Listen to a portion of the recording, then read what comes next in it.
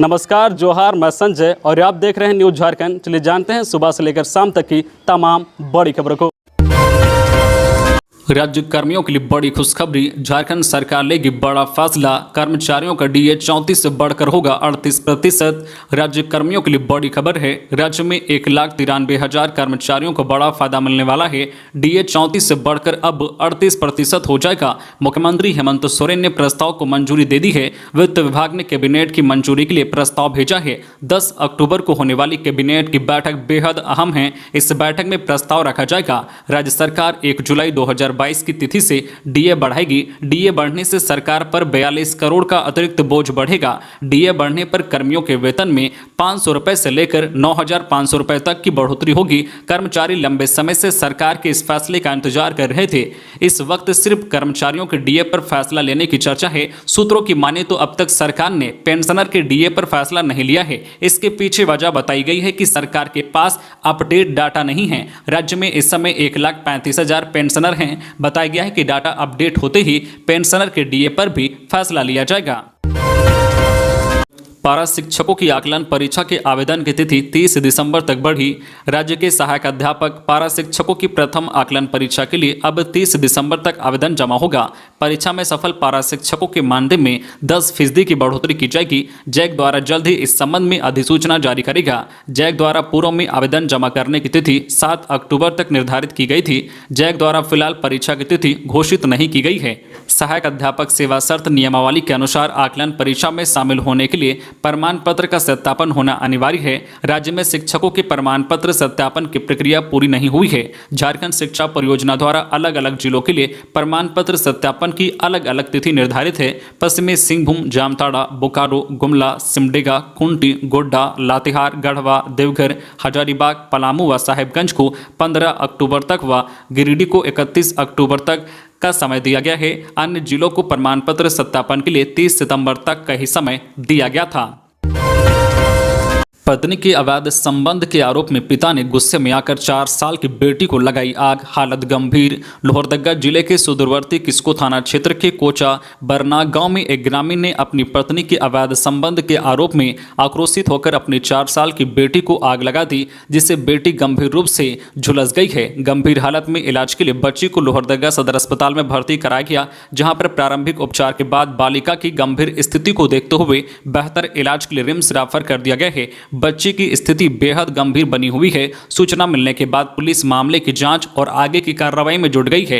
मामले में 100 जनों का बयान दर्ज किया गया है। बताया जाता है कि किस्को थाना क्षेत्र के कोचा बरनाग गांव निवासी पप्पू तुरी को संदेह था कि उसकी पत्नी हीरा देवी का किसी के साथ अवैध संबंध है। शुक्रवार की देर शाम पप्पू तुरी शराब के नशे में धुत होकर अपने घर आया। इसके बाद वह अपनी पत्नी से झगड़ा करने लगा। पप्पू तुरी ने अपनी पत्नी को चाकू दिखाकर जान से मारने की कोशिश की, जिसके बाद पप्पू तुरी की पत्नी हीरा देवी घर से बाहर भाग गई। इसी बीच पप्पू तुरी ने अपनी 4 साल की बेटी सोमारी कुमारी को घर के कमरे में बंद कर आग लगा दी, जिसकी वजह से सोमारी कुमारी 80% तक जल गई है। इस घटना के बाद पप्पू तुरी फरार बताया जा रहा है। लातेहार में सीआरपीएफ जवान की मौत, खुद की राइफल से लगी गोली। जिले के महुआ डांड थाना क्षेत्र अंतर्गत बस करंचा पिकेट में ड्यूटी पर तैनात सीआरपीएफ 218 बटालियन के सीआरपीएफ जवान मेराजुद्दीन मापनो की मौत हो गई। उसकी मौत खुद की राइफल से गोली लगने से हो गई। हालांकि जवान को गोली कैसे लगी इसकी पुष्टि अभी तक नहीं हो पाई है। जवान जम्मू कश्मीर के बांदीपोरा जिले का निवासी था। शनिवार को मेराजुद्दीन नाश्ता करने के बाद संतरी की ड्यूटी पर लगा था। इसी बीच अचानक गोली चलने की आवाज सुनाई पड़ी। गोली चलने की घटना की जानकारी मिलते ही कैंप में तैनात सीआरपीएफ के अन्य जवान और अधिकारी घटनास्थल की ओर पहुंचे। यहां उन्होंने ड्यूटी पर तैनात जवान मेराजुद्दीन को खून से लथपथ जमीन पर पड़ा पाया। घटना के बाद तत्काल घायल जवान को अस्पताल पहुंचाया गया, लेकिन इलाज के दौरान चिकित्सकों ने उसे मृत घोषित कर दिया। हालांकि गोली कैसे चली इसकी पुष्टि अभी तक नहीं हो पा रही है। पुलिस और सीआरपीएफ के अधिकारी घटनास्थल पर पहुंचकर पूरे मामले की छानबीन कर रहे हैं। खबरों में आगे बढ़ने से पहले आपसे रिक्वेस्ट है कि अगर आप चैनल को सब्सक्राइब नहीं किए हैं तो प्लीज चैनल को सब्सक्राइब करके बेल आइकन प्रेस कर दे, जिससे आपको झारखंड की हर छोटी बड़ी खबर का अपडेट आप तक पहुंचता रहे। चलिए बढ़ते हैं खबरों की ओर। रिम्स में तृतीय श्रेणी के पदों पर होगी नियुक्ति। राजेंद्र आयुर्विज्ञान संस्थान रिम्स में तृतीय श्रेणी के 64 पदों पर नियुक्ति होगी। इनमें विभिन्न श्रेणी में 30 नियमित तथा 34 बैकलॉग पद शामिल हैं। इन पदों पर नियुक्ति झारखंड कर्मचारी चयन आयोग द्वारा आयोजित की जाने वाली प्रतियोगिता परीक्षा के माध्यम से होगी। इस परीक्षा में शामिल होने के लिए 1 से 29 नवंबर तक ऑनलाइन फॉर्म भरे जाएंगे। झारखंड कर्मचारी चयन आयोग ने नियमित एवं बैकलॉग पदों के लिए अलग अलग विज्ञापन जारी किया है। हालांकि दोनों श्रेणी के पदों पर एक ही प्रतियोगिता परीक्षा के माध्यम से नियुक्ति होगी। आयोग के अनुसार ऑनलाइन आवेदन करने वाले अभ्यर्थी 2 दिसंबर तक परीक्षा शुल्क का भुगतान कर सकते हैं। दुमका में पीड़िता का शव पहुंचते आक्रोशित हुए लोग, आरोपी को सौंपने की मांग के साथ सड़क किया जाम। दुमका में पेट्रोल डालकर जला दी गई पीड़िता का शव आज दुमका पहुंचा। शव के पहुंचते ही लोग आक्रोशित हो गए। इसके बाद पिछले 3 घंटे से सड़क जाम किए हुए हैं। मौके पर गोड्डा सांसद डॉक्टर निशिकांत दुबे भी पहुंचे। आक्रोशित लोगों ने आरोपी जो है राजेश राउत को जनता के हवाले करने की मांग कर रहे हैं, जबकि पुलिस ने न्यायालय में पेश करने के बाद उसे जेल भेज दिया है। दुमका जिले के जरमुंडी थाना क्षेत्र के भालकी पंचायत के भरतपुर गांव में जिस 19 वर्षीय युवती को पेट्रोल डालकर जला दिया गया था, उसका शव आज दुमका पहुंचा। शव पहुंचते ही उग्र भीड़ ने दुमका भागलपुर मार्ग पर नौनीहाट में रोड को शव कर 3 घंटे से जाम किए हुए हैं। लोग शव उठाने नहीं दे रहे हैं। भीड़ की मांग आरोपी को जनता के हवाले करने की है। भीड़ ने सांसद डॉक्टर निशिकांत दुबे की भी बात नहीं मानी। सांसद डॉक्टर निशिकांत दुबे के अलावा पूर्व मंत्री डॉक्टर लोईश मरांडी और रणधीर सिंह भी पहुंचे हुए थे। सांसद ने 2 लाख रुपए पीड़िता की मां को दिए। इस दौरान जब शव उठाने की कोशिश हुई तो भीड़ ने हंगामा किया। हालांकि वहां भारी पुलिस बल तैनात है। सीएम हेमंत सोरेन ने कहा, झामुमो हमेशा चुनाव लड़ने के लिए तैयार, भाजपा को मुद्दा विहीन कर देंगे। मुख्यमंत्री हेमंत सोरेन ने झारखंड मुक्ति मोर्चा के कार्यकर्ताओं को चुनाव लड़ने के लिए तैयार रहने को कहा है। मोर्चा की केंद्रीय कार्य समिति की विस्तारित बैठक के बाद उन्होंने मीडिया से बातचीत में स्पष्ट कहा कि झारखंड मुक्ति मोर्चा हमेशा चुनाव के लिए तैयार रहता है। 2024 और 25 की तैयारी तो भाजपा वाले करते हैं। मोर्चा का एक एक कार्यकर्ता हर वक्त रात और दिन सोते जागते जंग की तैयारी में ही रहता है। संघर्ष और जंग हमारी पृष्ठभूमि में ही है, इसमें कोई कभी पीछे नहीं भागता। झारखंड की वर्तमान राजनीतिक परिस्थितियों पर भाजपा का नाम लिए बिना उन्होंने कहा है कि हमें मनोवैज्ञानिक चोट देना चाहते हैं, हम उनका षड्यंत्र सफल नहीं होने देंगे। कार्यकर्ताओं ने भी कहा है कि साजिश सफल नहीं होगी, अब उनके पास बचा ही क्या है। प्रस्ताव, दिवाली छठ में चल सकती है 4 स्पेशल ट्रेन।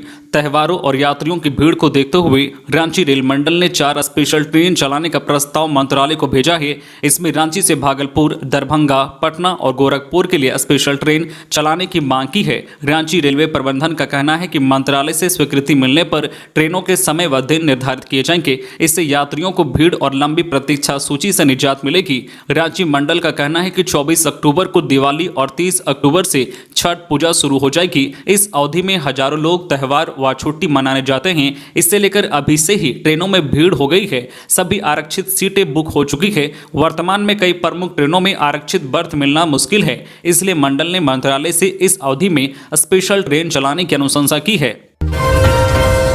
राजस्व कर्मियों की हड़ताल, प्रमाण पत्र न बनने से 1,25,000 आवेदन लंबित, 5,000 नियुक्तियों पर असर। रांची समेत राज्य में राजस्व उप निरीक्षकों की हड़ताल 22वें दिन भी जारी रही। इससे जाति, आय और आवासीय प्रमाण पत्र नहीं बन पा रहे हैं। करीब 1,25,000 विद्यार्थियों समेत विभिन्न पदों के अभ्यर्थियों के प्रमाण पत्र आवेदन लंबित पड़े हैं। जमीन मकान की दाखिल खारिज भी लंबित हैं। लंबित आवेदनों की संख्या लगातार बढ़ती जा रही है। हाल में होने वाले करीब 5,000 पदों के लिए आवेदन करने वाले अभ्यर्थियों की मुश्किलें बढ़ती जा रही है। उपलब्ध जानकारी के अनुसार स्कूल स्तर पर प्रमाण पत्र के 6,22,000 आवेदन डंप पड़े हैं। इनमें ओबीसी के 3,28,116, एसटी के 2,07,953 और एससी के 86,679 आवेदन हैं। वहीं रांची की बात करें तो आय, जाति और आवासीय प्रमाण पत्रों के करीब 10,000 आवेदन पेंडिंग हैं। उल्लेखनीय है कि 16 सितंबर से ही राजस्व उप निरीक्षक हड़ताल पर हैं। आईईएल बारूद कारखाना के पास दुकान में लगी आग, दमकल की टीम ने पाया काबू। बोकारो जिले के आईईएल थाना क्षेत्र के अंतर्गत बारूद कारखाना गेट के पास बीती रात 2 दुकान में आग लग गई, जिसके कारण दुकानों में रखे लाखों रुपए के सामान जलकर राख हो गए। मौके पर फायर ब्रिगेड की गाड़ी पहुंची। दमकल की टीम ने काफ़ी मशक्कत के बाद आग पर काबू पाया। वही आग किस कारण से लगी है अभी इसका पता नहीं चल पाया है। आग की लपटें इतनी तेज थी कि अगर जल्द आग पर काबू नहीं पाया जाता तो पास की कई दुकान इसकी चपेट में आ जाते। इतना ही नहीं, शायद आग की चिंगारी बारूद कारखाने तक भी जा सकती थी। इस संबंध में दुकानदार मनोज कुमार केवट और राजेंद्र चौरसिया ने बताया है कि वो जो है अपनी अपनी दुकान रात में बंद कर घर चले गए थे। शनिवार लगभग सुबह 4 बजे उन्हें सूचना मिली कि उनकी दुकान में आग लग गई है। वो फौरन दुकान पर पहुंचे तो देखा कि पूरी दुकान में आग लग गई है। इस कारण से दुकान में रखा सभी सामान जलकर राख हो गया है। तो ये थी आज की झारखंड की टॉप बड़ी खबरें। इसी तरह झारखंड की हर छोटी बड़ी खबर देखने के लिए आप हमारे चैनल न्यूज झारखंड चैनल को सब्सक्राइब करके बेल आइकन प्रेस कर दीजिए, जिससे आपको झारखंड की हर छोटी बड़ी खबर का अपडेट आप तक पहुंचता रहे। तो आज के लिए बस इतना ही, हमें दीजिए इजाजत, फिर मिलते हैं नेक्स्ट न्यूज में।